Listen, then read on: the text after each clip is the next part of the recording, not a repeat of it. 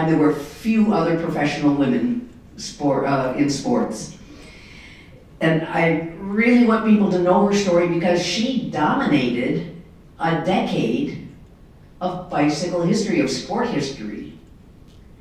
And I just think it's a shame that we Rochesterians don't know more about her. So I'm doing my part to spread the word.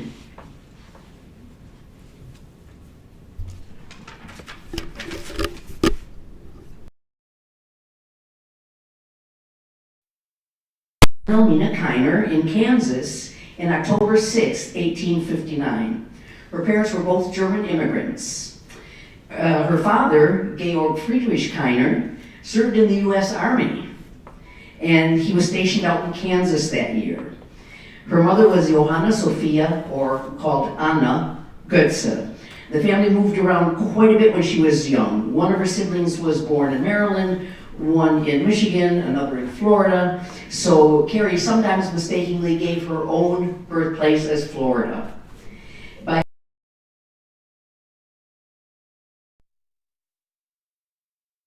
Frank, the only boy in the family, was born in Oswego in 1870.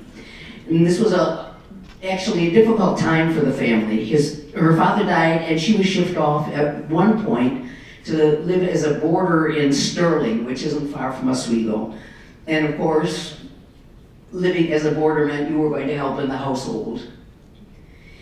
She had no formal education, and within a 5-year span, her father, maternal grandmother, and aunt died, and her mother moved the family to Rochester. And Carrie followed the family to Rochester sometime in late 1877 or early 1878. Some 2.5 years ago, there lived in Oswego, New York, a German widow with a number of small children. Among these was a young girl so delicate in health that physicians told her that unless she left the neighborhood of Oswego and sought a drier atmosphere, she could not live long. Accordingly, the mother, though in very humble circumstances, took her family to Rochester in the hope that the climate there would be more favorable. The hope, however, proved delusive, and the daughter's health failed so rapidly that in the autumn of 1878, her doctor told her that she could not live till spring. In this extremity, he advised that she daily walk as far as her strength would permit, telling her that the faint hope extended by this treatment was all that he could offer. His advice was taken, and the young lady found the course prescribed highly beneficial. So she obviously wasn't a healthy child. She gave an interview to a journalist in March of 1887, and he reported the following conversation. The cold winter incident to all cities upon the Great Chain of Lakes proved too severe for her delicate frame. She rapidly declined and was pronounced by several physicians to be in the first stages of consumption, which is, of course, tuberculosis. By the advice of friends, she undertook a course of physical exercise, often walking 5 or 6 miles a day, together with light exercise with dumbbells and clubs. The beneficial results were soon manifest. She became possessed of an extraordinary powers of endurance and showed herself capable of undergoing prolonged exertion without injury. So while she started walking in Oswego, when she got to Rochester, she continued and practiced in Philip Schaad's dance hall on South Avenue. And if you're familiar with the South Wedge, we have South Avenue here. The street up there is Sanford Street. Down here we see Caroline Street. And right on the corner of Sanford and South Ave was Philip Schaad's Dance Hall. And if you drive down there today, you're going to see Vale's Automotive on that exact spot.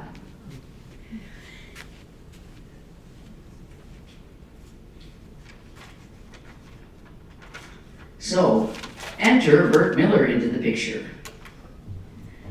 Bert was born William H. Roosevelt, which was also occasionally spelled with one O, in 1842 in Richmond, Massachusetts. He served in the Civil War, and there's no record as to why he took the alias of Bert Miller.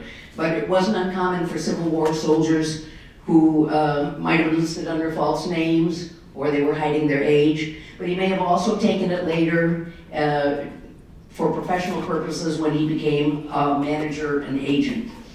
And in 1870, he was listing himself as a traveling agent and commercial traveler. In reality, he was nothing more than a snake oil salesman and a huckster. In the early 1870s, he lived in Utica with his first wife, and by 1876, he was living at 7 Caroline Street in Rochester, right around the corner from Philip Schaad's dance hall. And that's this property right here, and you can see the proximity. I'm guessing this is where he and Carrie first encountered each other. He purported to have been the manager of famed professional walker Edward Peyton Weston. This was definitely not true. Weston walked through Rochester one time from Boston to Chicago, and all of a sudden Bert's his manager? I don't think so. He was, however, managing Bertha von Berg, a young female professional walker at the time he met Carrie. And I'm guessing that when he started managing Carrie, he suggested she adopt a professional name. They reached back to her German roots and came up with Elsa Von Blumen.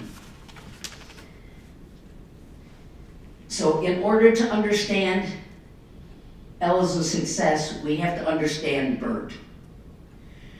The Troy Standard devotes over a column to exhibiting Bert Miller, or William B. Roosevelt, the manager of Elsa Von Blumen, whose right name is Lena Kleiner, in his true light. Bert got drunk in Albany and beat his wife, and while in Troy became balmy and choked his wife until she was a trifle darker in the face than usual. He abused Elsa Von Blumen in a shameless manner and called her all the vile names he could recollect. All Elsa receives is $25 for each 100 miles, even the benefits going into Miller's bag. Elsa has been put away in cheap rooms while Miller, his wife, and the other leeches have rolled in luxury. At Waterford, Miller compelled Elsa, after she had walked 100 miles, to get in an open carryall and ride to Troy, and the natural consequence was the simple young girl was taken by a cold, which will doubtless take her to her grave. As soon as Elsa completes her task at Ithaca, she will leave Miller and return to her home in Rochester. The sum total the girl has received will not exceed $150, while Miller has thousands as a result of his thievery. We are satisfied from the company Miller kept while here that he was a bad man. You have to understand, this guy was rotten.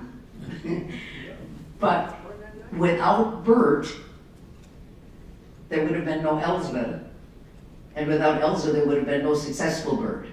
And I have to say, in other newspaper accounts, he was often praised for his managerial skills. But there were also reports of him physically fighting with other managers, arguing with newspaper editors, and cheating Elsa and her opponents out of their money. He was also suspected of incorrectly measuring the tracks Elsa walked or rode on to make it look as if she had completed more miles than she actually did. And these were known among the colleagues and racers of the time as Miller miles. And Bert sometimes refused to defend Elsa. After one race in 1886, she was furious that she'd been cheated out of 10 miles by dishonest scorekeeping. Bert refused to intervene on her behalf, so she herself went to the press and made it publicly known.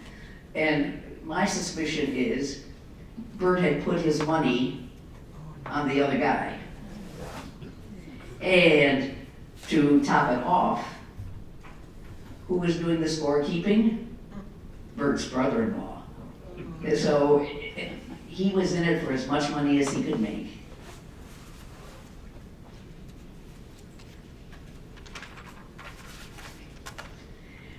So the first sport she practiced was pedestrianism. And that is her in her walking costume. And you notice she has a whip in her hand.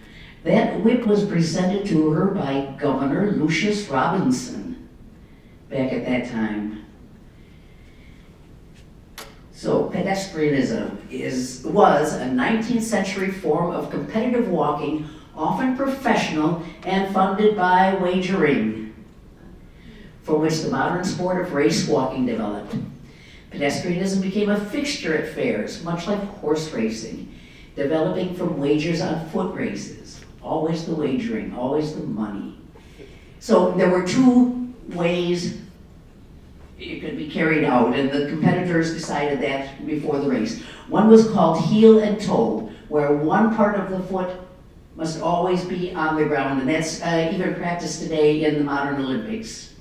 The other one was just called go as you please, anything short of running.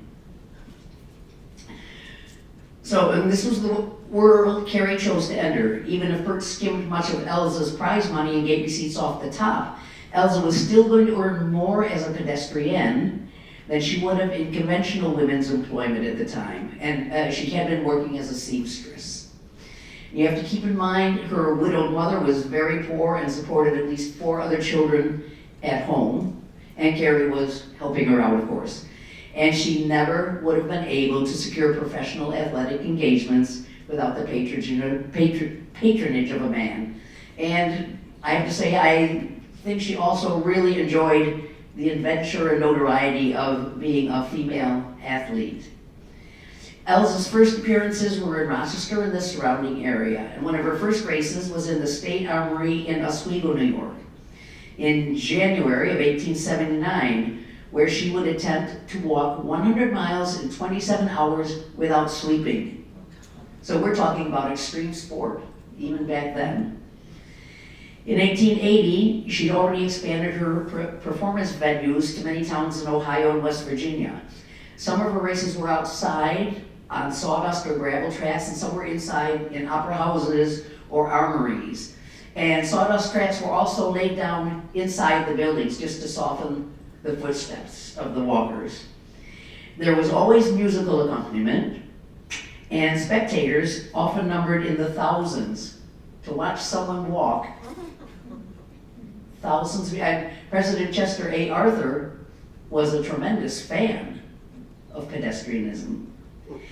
So the funny thing was, with all these spectators, it wasn't uncommon for them to walk back and forth across the track while the people were performing, because they were allowed to sit inside the oval of the track as well as in the bleachers outside, and they just came and went as they pleased.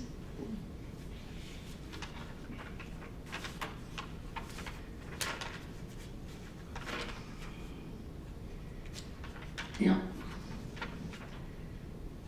6, 7, yeah. So she received much praise wherever she performed. The neighboring press speaks of her in the very highest terms, and we are satisfied that the entertainment will be in every respect worthy of patronage, and the best people of the city need have no hesitancy in attending. There will be nothing in the exhibition to offend the most fastidious lady, and thousands of ladies have witnessed Miss Von Blumen's walking in other places. So keep in mind, organized sport as entertainment for others first started emerging after the Civil War. And at that time, polo and tennis, along with bicycle riding, were sports of the elite class. High wheel bikes were only being ridden, and I say only in parentheses, but it was the majority of white, rich young men, because they were expensive play toys. Sports such as boxing, walking, or bicycle racing at county fairs against horses were for the working classes. But if Elsa wanted to earn money, she had to appeal to the upper social classes because that's where the money was. Miss Elsa Von Blumen has just completed an engagement in this city. Nothing occurred during the entertainment to offend in the least the most refined. It was heartily enjoyed and largely patronized by the best circles of society, including the clergy.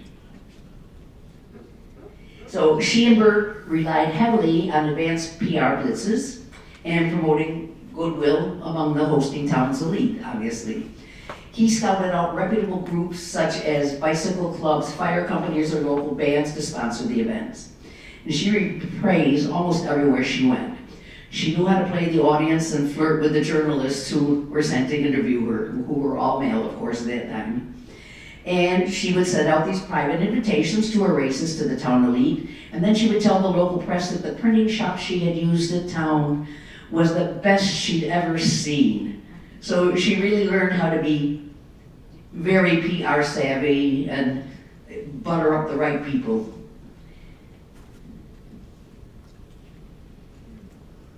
So this was the show bill from her walk in Oswego. Notice she's the unrivaled lady pedestrian. And she found a guinea pig to race against her. H.B. Carter was willing to walk against her. Sometimes races were for distance. Sometimes races were for time. How much could you walk in one time? It varied every time, depending on her opponent. One important thing to notice, down at the bottom you see Bert Miller is her manager, assistant manager, A.F. Everett, Bert's brother-in-law, the one who cheated her out of the 10 miles. He was supporting his whole family on her back. It was really an abusive relationship. So in order to draw the right crowds to bring in the most money, her costumes had to be decent and demure to appeal to the upper classes. She had to maintain decorum, and her comportment had to be impeccable. The first article describes her walking costume, the second her bicycle costume. Her walking costume is neat and appropriate. The skirt is of cardinal red silk trimmed with blue satin, reaching almost to the tops of her shoes, which are of regular pedestrian pattern. And all that meant was an everyday normal shoe. She didn't wear Nikes, nothing like that, just what she had in her closet. And one thing I did learn, she had a costume that was lovely emerald green. And every time she put it on, she started getting sick. And it turned out that the dye used was arsenic-based, and she was getting arsenic poisoning. So to her bicycle costume, her costume is as modest as her face, being a sort of bloomer affair of a subdued lead color supplemented by light leggings reaching from the knee down. The costume and her head surmounted by a jockey cap. Her appearance on the bicycle is that of the greatest ease, and while she circles the hall rapidly, it seems to require no exertion whatever on her part. It is indeed almost the poetry of motion. And there we see her jockey hat surmounted upon her head. She also claimed that she refused to allow gambling at her races. Now, these races could not have existed without the side bets. And was she so naive to think that it wasn't happening? I doubt it. She got savvy pretty quickly. She really learned what was going on. But she had to present this image of propriety and purity, and I'm the sweet little woman, because remember, she's one of a few women in a man's world now. So she had to maintain this image, and so she always denied she knew any gambling was going on.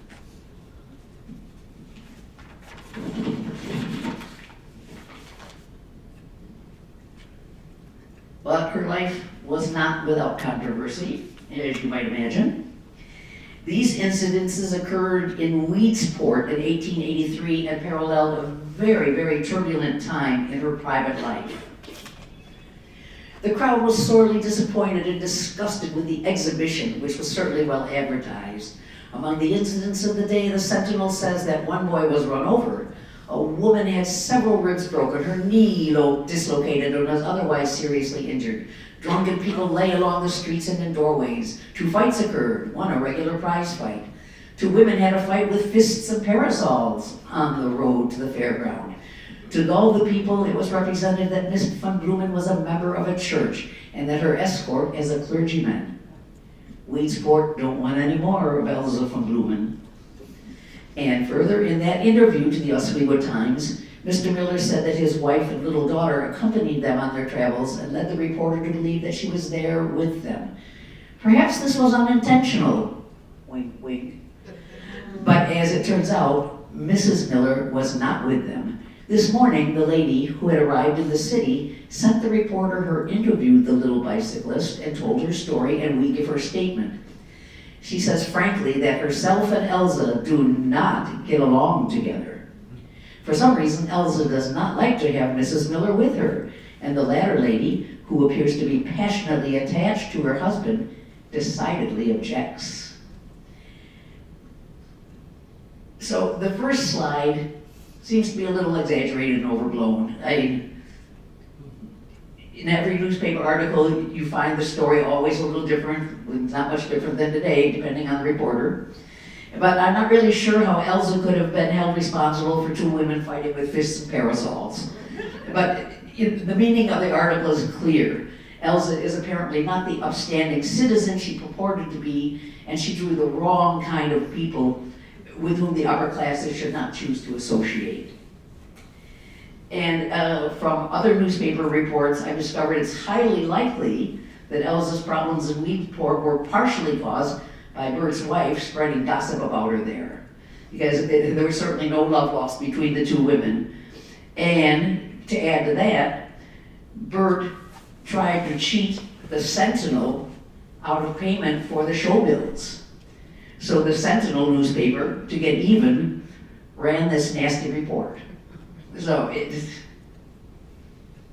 what do you do? So she practiced pedestrianism until from late 1878 until 1880, and then in 1880 she switched from walking to bike riding.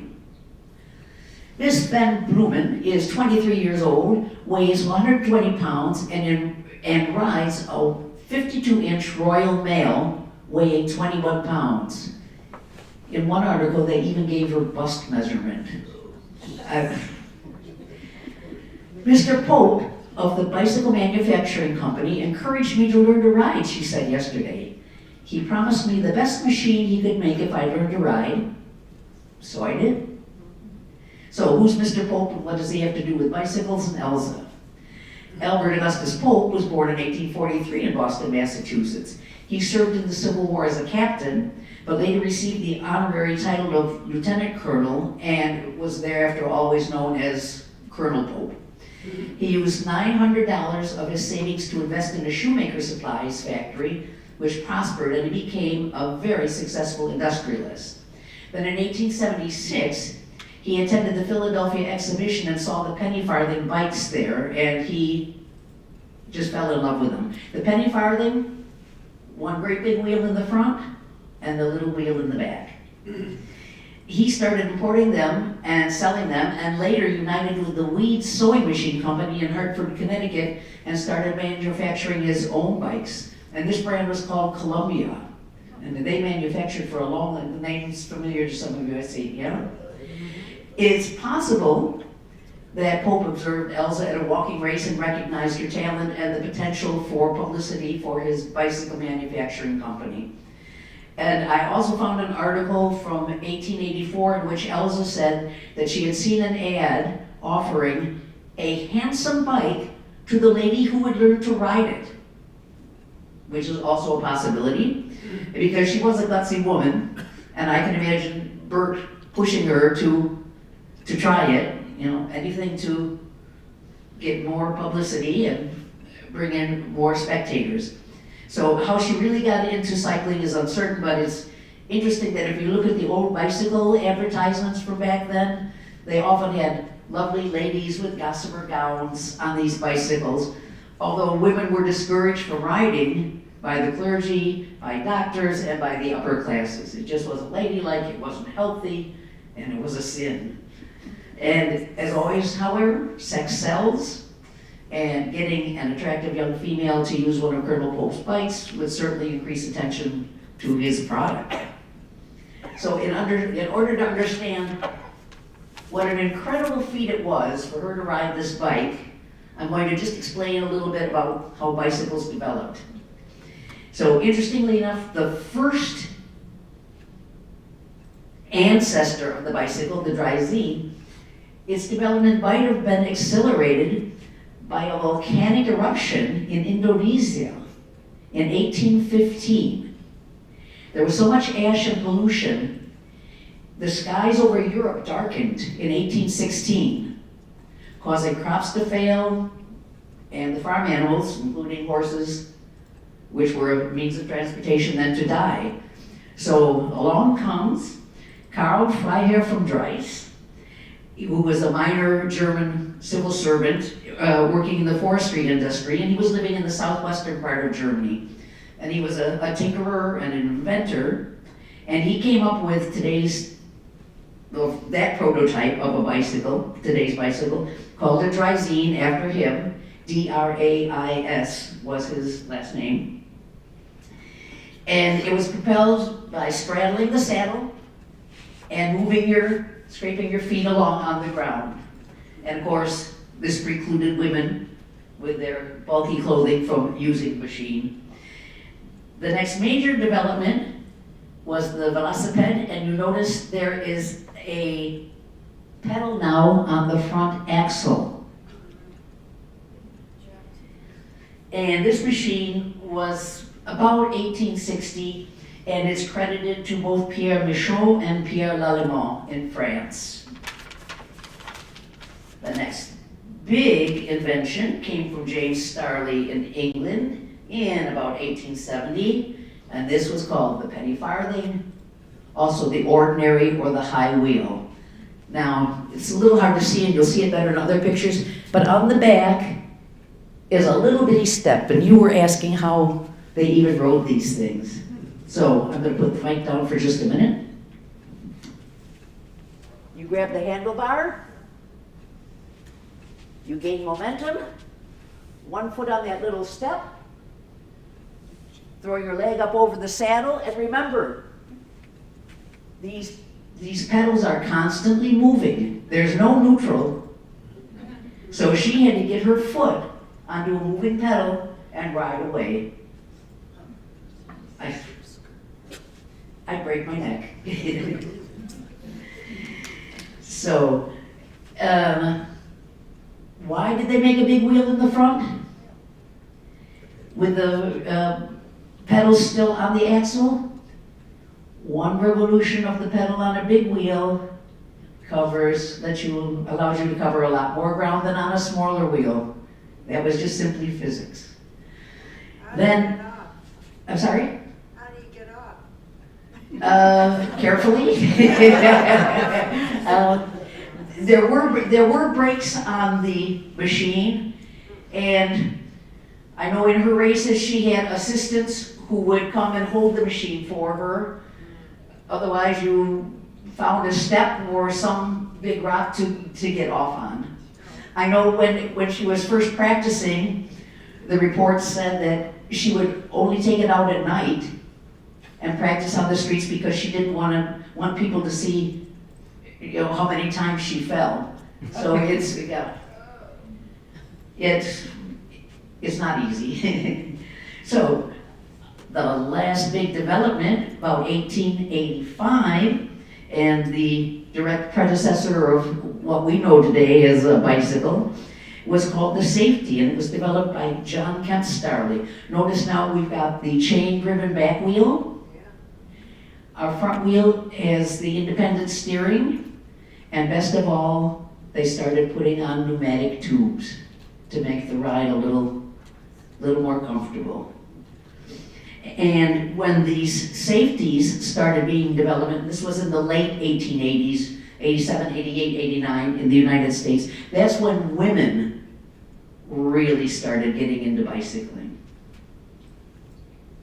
And it's interesting, that's just about the time that Elsa was ending her career.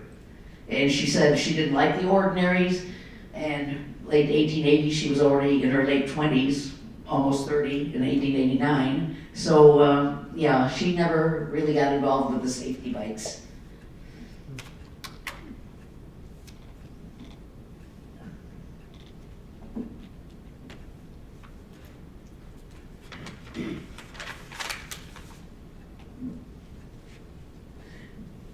Now here, you can very clearly see her left foot on that step.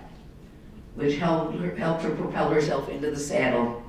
So it's not as if she was a race walker one day and the next day she was a cyclist. Bicycle races were slowly transitioned into her walking exhibitions for the novelty and to bring in more spectators. As walking became of less interest as a sport, she concentrated then on the riding. She was a pioneer in the field and she had little female competition, which is why she first raced against horses, then occasionally against men. One other woman racing in the early 1880s was a French-Canadian named Louise Armando. She and Elsa competed against each other in July of 1882 in Philadelphia, and Louise won.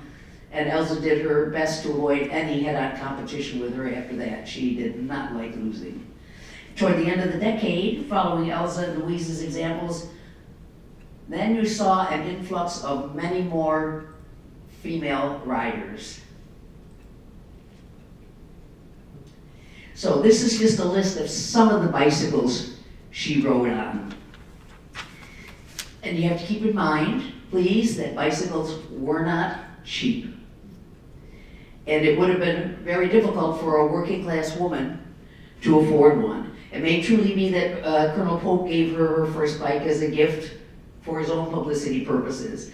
There was also at least one incident in which her bike was confiscated for lack of payment of bills.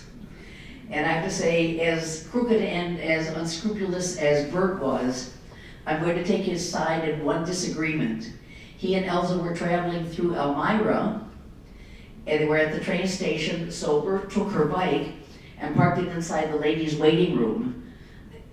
A constable came through, saw it there and said, "This doesn't belong here," took it and leaned it up against the outside of the building. And when Bert discovered that, he was livid. He ran to the police station and he complained, and they laughed him out of the building. But if you consider, this bike was, one, expensive, it was Elsa's livelihood, and Elsa was Bert's meal ticket. So, yeah, I'd be mad too.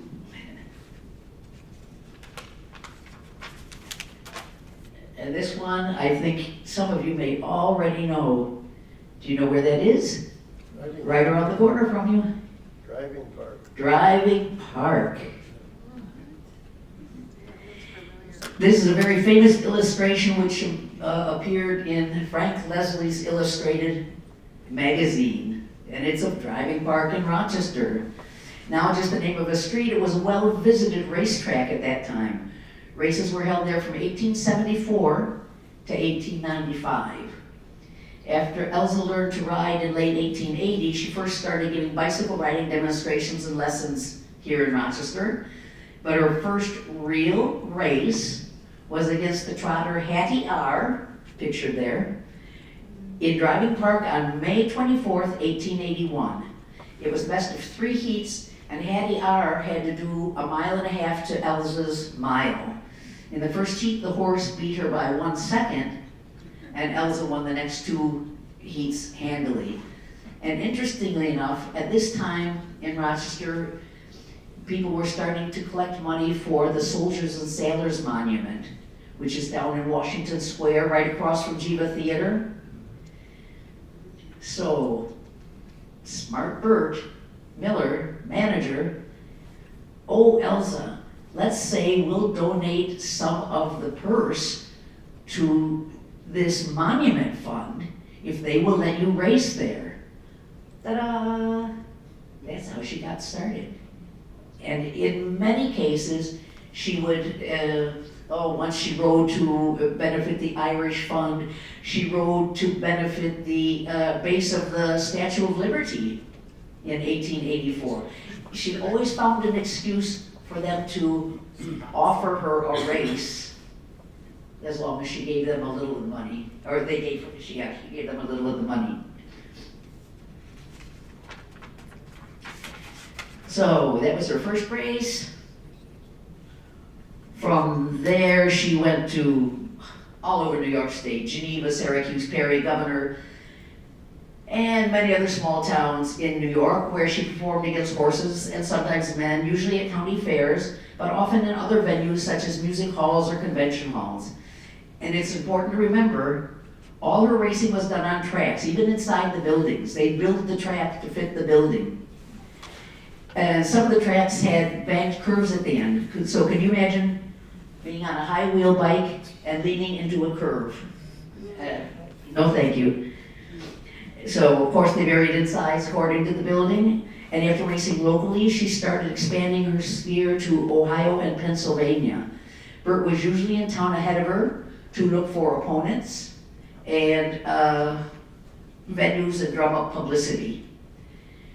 The race which catapulted her into the limelight on the national scene was her race in Pittsburgh, in which she rode 1,000 miles in 6 days. So racing was forbidden on the Sabbath. So many of these these 6-day races often started Mondays at 1 a.m. Some people also later expressed doubt that she'd really ridden the 1,000 miles because Bert Miller's brother-in-law, Augustus Raverett, was doing the scorekeeping. But even if she only accomplished 900 miles, it would have been an amazing feat. The Bicycling World Journal of December 4th, 1881, right after the race, ran an interview with her in which she was asked, "You are not sorry it is so near over?" "No, indeed. There is a long day yet to come, and I wish it was ended. If I complete this task successfully, I do believe I will try again. Oh, I'm sorry. I don't believe I will try again. It is useless for me to say I have not suffered, for there have been times I thought I must give up. Indeed, I declared several times I would quit, but somehow I worried through." And then later that month, the Ithaca Journal reported that immediately after the race, Bert was abusing her so badly that she tried to commit suicide by jumping out of her hotel window. And later, the local newspaper interviewed Elsa's mother and asked about the alleged incident. And Elsa's mother denied that she tried to commit suicide, but when asked if Bert had been abusing Elsa, the mother had absolutely no comment. So, I mean, she wasn't dumb either. She knew what was going on, but she was thankful to have that money coming in for the household. So as painful as that race was in Pittsburgh, she did try it again in Detroit. And she'd been to New Orleans first, to the Mardi Gras, then she comes up to Detroit, and she's going to do another 1,000 miles, she thinks. It was a total fiasco. To start off with, when they booked the music hall for that 6 days, it had already been booked for the first Monday evening. So on Monday, she could only ride 12 hours instead of the 16 she wanted to. So the entourage arrives in Detroit, and she's not feeling well. Turns out she had varioloid fever, which is a form of smallpox. So she gets sent to the pest house, which is a form of a clinic. The doctor's treating her there, and he falls in love with her and proposes marriage. She refuses him. He confiscates her bike for payment. So the local newspaper intervenes on her behalf, and she got the bike back in time to start the race. Another person said to me, "Gosh, this sounds like a soap opera." But so she got her bike back, and of course she's getting out of the pest house just before the race, so she's certainly not fully healthy. But she starts racing on April 10th, and by the 15th, the press reported she looked exhausted, but her pluck kept her going. So she reaches the 700-mile mark, someone steps on the track in front of her, causing her to fall off her bike, and directly into the steam heaters. They pick her up, carry her off the track. She got head injuries and bruises. 30 minutes later, she returns, gets on the bike, and rides some more. But she had to take frequent rests then. She was really hurting. And in the end, she only, that's in quotation marks, completed 850 miles. So the event turned out to be a big money loser, and to top it off, her treasurer absconded with $200 of her money. So her admirers sponsored some benefits for her where she raced against horses around Detroit. And that helped a little bit to recoup some of her losses. Then, in Philadelphia, in 1882, I mentioned she was already defeated by Louise, but in August of 1882, she teams up with Louise to race against Canadian champion W.J. Morgan at Coney Island. So she and Louise tag team every half hour, and Morgan has to complete the entire 6-day circuit on his own. And in the end, he beat them by just about 1.5 miles. Now later that week, Elsa and Louise did race against each other over 50 miles, and Louise beat Elsa by 12 miles. So that she never made too much public about. Then in 1883, as I said, that was her year, the bad press in weed sport, and a very turbulent time in her life, which we're going to talk about in a minute. And 1883 and 84 were mostly local, low-key affairs at fairgrounds against horses. Then in 1885, she goes to Buffalo over the Thanksgiving Day weekend, and she rode 400 miles in 51 hours. They laid down a track inside the Main Street rink in Buffalo, and that required her to do 9.31 laps to complete a mile. And in this case, they hired an engineer to measure the track because they wanted to make sure it wasn't Miller miles. And to complete the 400 miles, which she did with 10 minutes to spare, she had to go around the track 3,727 times. I mean, this was exhausting, absolutely exhausting.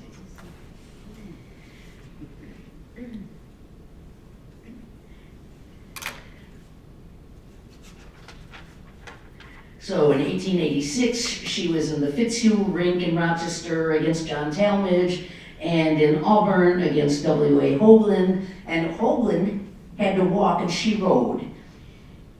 She was supposed to cover twice as many miles as he did. And this was where she got cheated out of the 10 miles and was so furious. And that year she also went down to Macon, Georgia, and she raced Robert A. Brantley outside in the rain and lost. Then in 1888, we see more female riders emerging. Jessie Oakes had emigrated from England and settled in Rochester, where she saw Elsa ride. And she took up the sport and was soon challenging Elsa, whom she considered a role model. Jessie also ended up being managed for a time by Bert. So in 1888, there was a series of Jessie versus Elsa races throughout the United States, which they billed as the American champion against the British champion. And many people said, they would watch the races and say, this is hippodromed. And what they meant by that was the race was fixed. And then the last day of 1888, 5 women got on high wheel bikes and raced down in Pittsburgh. Then Elsa's last big race was a 6-day affair in Madison Square Garden in February of 1889, and this was the first ever bicycle race in Madison Square Garden. 14 females started and only 5 finished. Elsa finished second to Lottie Stanley, but only because a man came onto the track and stuck a cane into the spokes of her wheel, causing her to fall. So you have to think, many men were opposed to women's cycling in general and women's racing in particular. When she started, it was a novelty, and everybody thought, oh, how cute, this adorable little woman is racing a bicycle. But you see more and more women getting into the sport and being good at it, and men felt their domain being threatened because it had been a primarily male sport, and opposition just grew. So the remainder of 1889, she was with a traveling troupe which included Josie Hawks as her racing competition. And Josie was a decent female bicyclist, but it was somebody Elsa could always beat. And the other entertainment included the Woody Quartet, a male vocal singing group, the Kemp Brothers, Roman Hippodrome Riders, balloon ascensions and parachute jumping, and Captain Bogardus and Three Sons rifle shooting. So it was basically a Buffalo Bill Cody traveling show type thing. The last performance I found for her was in August of 1890, and she was 30 years old at that time. What did she think about her profession? Elsa's quoted as saying, "I like this business, and although I say that every year will be my last, I still stick to it. I do a great deal of riding at country fairs, and sometimes the experience is anything but pleasant, for the tracks are usually horrible, and the country people seem to think I can ride over anything or through mud and uphill without any difference. After my winter's rest, my muscles are soft, and it takes a good deal of riding to get me into condition."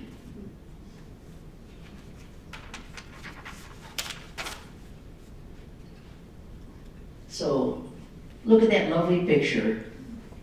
This is the Carnegie Library in Allegheny City, Pennsylvania, which is now incorporated into Pittsburgh, under construction in 1888. And look at the construction fence. It says 6 days female bicycle race, Von Blumen, Oaks. New Year's week, Grand Central Rink every afternoon and evening.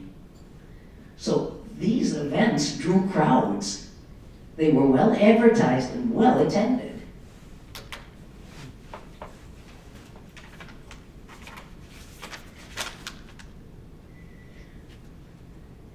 So her career was extraordinary, of course, but this is just a list of some of the injuries she sustained. And so what made her want to continue in an occupation that was so strenuous and demanding? And I always like to use the word that the press often used for her, and that word is plucky. It's a word often used, it was a word often used at that time, and it embodies the sense of courage and adventure that one needs to do something out of the ordinary. And keep in mind, she was also helping support her mother, her widowed mother, and siblings with her earnings. And there were different methods employed to keep her in a race sometimes. Sometimes an assistant would run along beside her and hold her steady. The Daily Register of Wheeling, West Virginia wrote in February of 1880, "Miss Von Blumen is given an occasional sip of fluid extract of cocoa. She uses no stimulants." The Bicycle World reported at her 1,000-mile race, "During the last few hours of her ride, it was necessary to keep her up with stimulants applied outwardly." But there was no explanation of what these stimulants were. So in spite of the dangers that her profession presented, she was reported to have, the newspaper reported, "Miss Von Blumen is fond of her profession and says it does not injure her health." I don't know, the other reports said otherwise, but she really did enjoy what she was doing.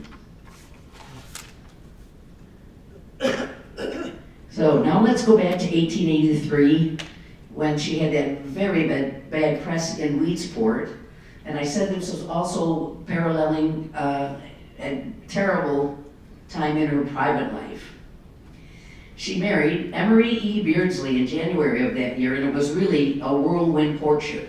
She'd gone to Oswego in December to visit friends, met Beardsley, and married him the next month. Unbeknownst to Elsa, the members of her husband's family had had many run-ins with the law. She later explained that she'd gone to Oswego to visit the friends in late 1882 and met Beardsley at that time. The Ogdensburg Journal of May 1887 reported that Miss Von Blumen has since alleged that the recollection of this marriage is very vague. The step was hasty, and she firmly believes that she was under some influence at the time. I also think, just personal opinion, it's possible she married Emery to spite Bert, because I can imagine their relationship was more than just professional. I think she was in love with him, in spite of all the abuse. And if you recollect the jealousy of his wife, of Bert's wife, I think she suspected the same. So in March 1883, she leaves Hannibal. She's going to come back and visit her mom and her siblings. She returns to Hannibal, finds all her belongings missing from the house. She gets a search warrant. They go to Emery's parents' farm, and she finds many of her possessions, ones that hadn't been sold off already, hidden under the haystacks. So she has Beardsley and his parents arrested for larceny. They separate in March of 1883, and now she's no longer going to be a housewife. Her career is on again. But in 1885, Emery sues Elsa for divorce because it turns out that Bert and Elsa had been signing into hotels together as husband and wife, which was, of course, against the law at that time. Not to be defeated, Elsa paid him a visit, and he invited her in to stay the night, whereupon the judge disallowed Beardsley's lawsuit because he had accepted Elsa back as his wife for a night. So, very cleverly done. She turned around then and divorced him in 1887, and this allowed her to maintain her rights as few as they were as a single woman. She could take her maiden name back, Carrie Kiner, her court costs were covered, and she was allowed to remarry. So, for me, it's not surprising that this Weedsport controversy occurred in this same time period. It must have been a really emotional low point in her life.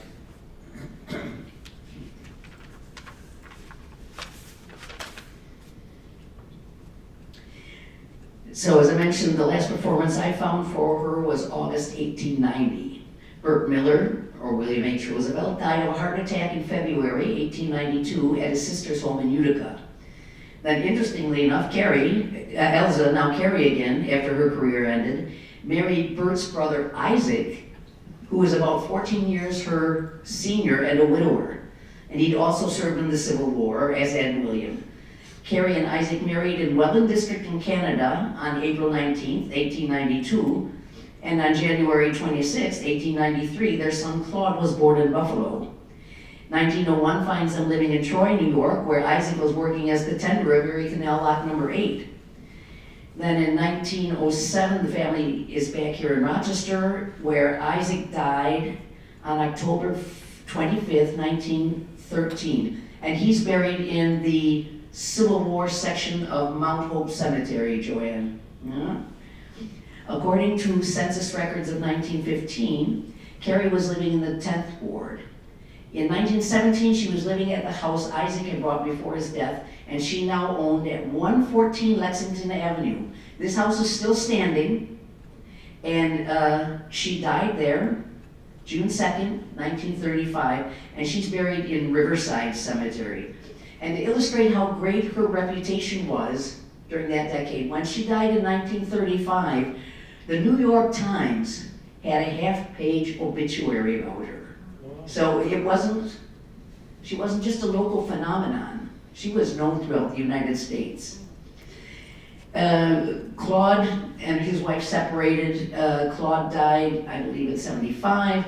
And Claude and his wife had one child, Doris. This was Elsa's only, let's say Carrie now, because she's no longer performing, Carrie's only grandchild.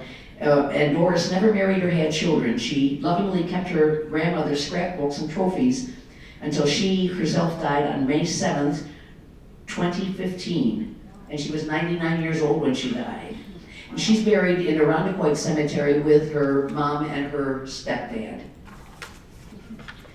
So what influence did Elsa and her female compatriots have on the way we view and participate in sport today? Outdoor recreation and organized sport rose in popularity following the Civil War. The movement from a farm towards an industrial economy created new opportunities for leisure, even among the working class. Both men and women embraced sports as participants and spectators. And further, editors of the women's suffrage press clearly view women's cycling as not simply depoliticalized recreation, but an important aspect of a multi-issue platform for women's rights. And lastly, the boom in cycling, and that would be the late 1880s, made cyclists of millions of American women. It was their active participation in the craze that had given rise to a new unity that helped to advance the first wave of feminist reform, which included the rational dress movement and increased interest in women's health. Now, as much as women's clothing changed because of the bicycle, there is one item of male attire which was created specifically for bicycle messengers. Can anyone think what it might be? Knickers? Athletic supporter. Oh. The jockstrap. That was your second guess. Yeah. So these are Elsa's own words about what she felt she was accomplishing. In presenting myself to the public in my bicycle exercises, I feel that I'm not only offering the most novel and fascinating entertainment now before the people, but am demonstrating the great need on the part of American young ladies especially of physical culture and bodily exercise. Success in life depends as much upon a vigorous and healthy body as upon a clear and active mind. And also, she took to bicycling about 5 years ago, and her greatest feat was to ride 1,000 miles in 144 hours. This is an extraordinary feat for a woman. It's an extraordinary feat for anyone, especially one who seems as frail as Miss Von Blumen. She says a woman can accomplish anything she undertakes.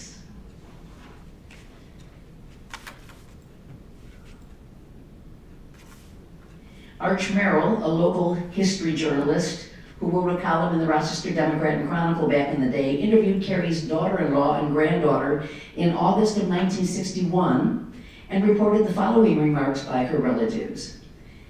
She always resented the inhibitions of the 1880s, which forced her to wear a long skirt while walking and a cumbersome costume with pantaloon-like effect while riding the high bike. She hailed the modern and sensible sports clothes for young people which came into vogue in her old age. The one-time champion hiker deplored the popularity of the automobile because it made people forget how to walk. So it was shocking to me to discover this woman. Here I was a Rochesterian, never heard of her. And I thought, how can we be missing this piece of Rochester history? So for me, it's important to get the word out about her and keep her memory alive, because she should be recognized as the sport pioneer that she is. She was really, really a wonder. And those are her gravestones there. The Isaac's is down in the corner, and Caroline's, of course. And every year, Joanne and I and some other women, on the anniversary of her death, we meet at her gravesite, and we just have some wonderful conversations about all sorts of issues in the world. We've planted a flag there in her memory. So if anyone ever likes to do cemetery tours, it's well worth the trip. So thank you very much for coming and listening. And if you have any questions, I'd be glad to answer them for you. Let me take a...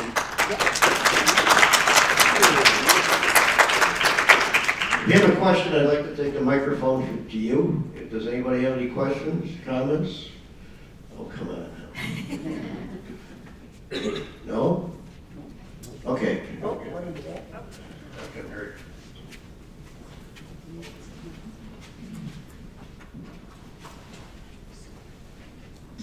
Thank you, very interesting. And you and I will talk about Germany afterwards. I'm a retired German teacher. But where did you find all these sources and resources? There's such an amazing amount of information, and it's such a tough time to find things. I had read a book. Should I take the mic again, Bill? It's like Phil Donnelly. Good exercise for you. I had read a book by Sue Macy called The Wheels of Change ages ago. And I saw the name Elsa Von Blumen, Rochester, New York. And I just thought, how can I not know this person? And then COVID came, and I thought, oh, what am I going to do with my time? And fortunately, as a library card holder in the New York Public Library, they allowed you to go into sources, newspapers.com, other sources that usually charge you $15 or $20 a month, and everything was free. And I just started reading every newspaper article I could find. I read all the trade magazines of the time. I found in France, she is much better known than here in her own country. The French website, Le Petit Plaquette, which means little gear, has a 30-page history of her. It just boggles my mind. Right now I'm reading through the Union and Advertiser newspapers, which unfortunately don't have an index. So I have to scan every paper, but it's interesting because I see a lot of news of what was happening back at the time. But yeah, her name will turn up. And collaterally, I noticed a lot of other bicycle names. So there was a Nick Kaufman who was very famous, invented sports. He's in the Swiss Museum, was born on Wells Street here. They have monuments to him in the Swiss Museum and nobody knows him. He invented the sports of acrobatic cycling and they call it cycle ball. But it's just very, very interesting how much history gets lost because other things take its place. You know, how much should we bring back? How much do we have to let go? But it's just interesting to know what was there. But mostly it was newspapers. Okay, another. I'll walk up this way, Bill, save you some steps. Thank you. Okay. I think it's interesting that you mentioned about the volcanic eruption that cooled the world down. I do remember reading once that that following year after the eruption, it was considered the year without a summer. It snowed in Rochester almost every month, including June, which is unusual. But I think it's also quite ironic that she passed away at 114 Lexington Avenue, 1 street south of Driving Park Avenue, very close to where she had that famous exhibition. Yes. The last thing I want to say is that I had never heard of her either until sometime in the 1990s when at the Rose Festival, the Maplewood Rose Festival, someone played her in costume. I was a docent for the gorge tours out there, and what a great job that person did. And it really stimulated my interest in what happened at the Driving Park racetrack. Thank you for those comments. And the person who played her is Pamela Van Hazen. Really? Yep, and she's a teacher. Gosh, I've been in touch with her, and I said, Pamela, where did you get this information? How did you know about her? And she said she, was only given the script to play the part, and she tried to contact the person who wrote the script, but she never got through to her. So I'd love to know where that woman got her information. But yeah, Lexington Park. And the only structure remaining from Driving Park, the hotel on Sealy Terrace.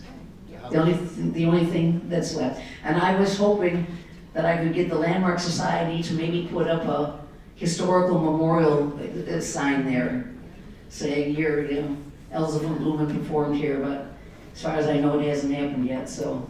Yeah, well, there's an organization in Pomeroy who will grant either a municipality or a nonprofit the money to purchase the sign. You do need exact source documentation, but if you have $1,500, you can put up any sign you want. I love her, but not that much. We don't have a program in December, and coming up in January, we'll be back here, and we have a story about an enterprise that has quite a bit of Greece roots. It's going to be the history of Wegmans. And those, if you don't know, Danny Wegman grew up on Long Pond, almost across the street from the Wegmans on Letta, and Bob Wegmans was on the school board. So if you happen to go to Patty Hill School, you know how they always list the school board members? Robert Wegman is there. So we got a connection to Wegmans, and their first suburban grocery store was at Northgate. So we're excited to hear about that, and I can't remember what we have in February. So anyway, thank you very much. I hope to see you Sunday. If not, have a great holidays, and hope to see you again next year.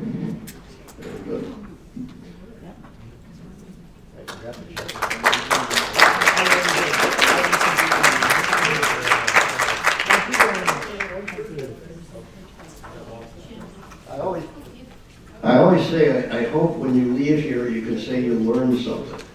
That's always my goal, so I agree with you. That's a good goal. I enjoyed your blog.